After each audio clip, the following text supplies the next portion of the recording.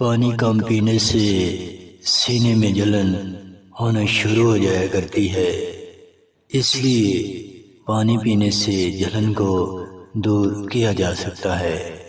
پودینے کے پتوں کی چٹنی بنا کر کھانے سے آنکھوں کی نظر تیز ہوتی ہے اور ساتھ آنکھیں چمکدار بھی ہو جایا کرتی ہیں۔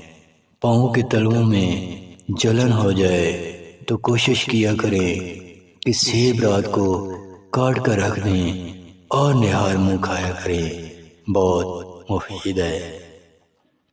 جسم کے جوڑ کمزوری کی وجہ سے درد کرنے لگ جائیں تو دودھ میں جلیبی ڈال کر استعمال کیا کریں۔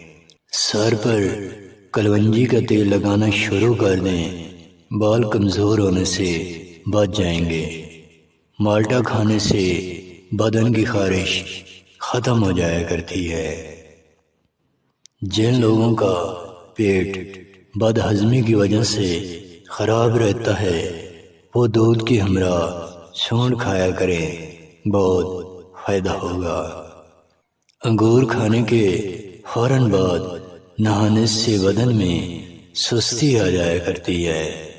دل کے مریض افراد کھجور اور کیلا کھایا کریں، دل کو طاقت ملے گی اور جس کی وجہ سے ہارٹ اٹیک سے کافی حد تک بچا جا سکتا ہے۔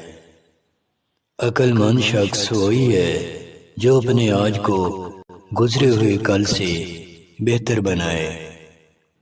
یقین کریں کہ خود پر پختہ یقین رکھنا کامیابی کی ضمانت ہے۔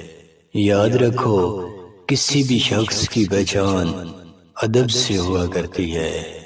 یقیناً اللہ پاک کے فیصلے ہماری خواہشات سے بہتر ہوا کرتے ہیں۔